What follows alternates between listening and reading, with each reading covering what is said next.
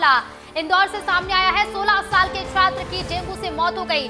24 घंटे में डेंगू के 12 नए मामले सामने आ चुके हैं और आपको बता दें कि अब तक डेंगू के 298 मामले कुल सामने आ चुके हैं। पिछले 24 घंटे के जो आंकड़े हैं वो भी आपको बता देते हैं। 12 नए मामले सामने आए। लगातार अब इंदौर में डेंगू का खतरा बढ़ता जा रहा है और 16 साल के छात्र की डेंगू से मौत भी हुई है।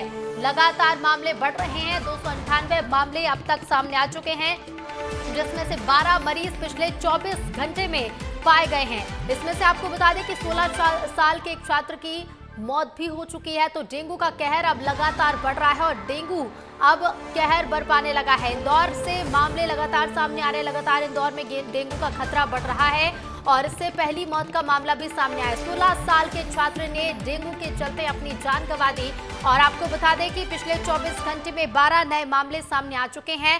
अब तक 298 केस डेंगू के सामने आ चुके हैं। और सीधे रुक करेंगे संवाददाता पुनीत विजयवर्गीय हमारे साथ लाइव जुड़ रहे हैं। पुनीत, लगातार बढ़ रहा है डेंगू, 12 नए मामले और इसमें से आपको ये भी एक जानकारी निकलकर सामने आई कि 16 साल के छात्र की मौत भी हुई है। पुनीत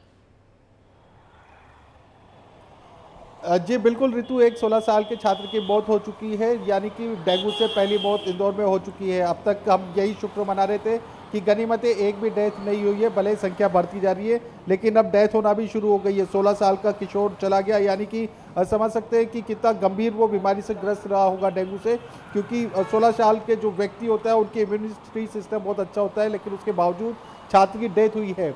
अब बात करें संख्या की, तो जैसा आपने बताया ऋतु, 12 डेंगू के नए केस इंदौर में रिकॉर्ड हुए हैं, जिसमें से 5 पुरुष और 7 महिलाएं हैं, लेकिन 4 बच्चे भी हैं इसमें। यदि बात करें टोटल तो 16 होते हैं केस।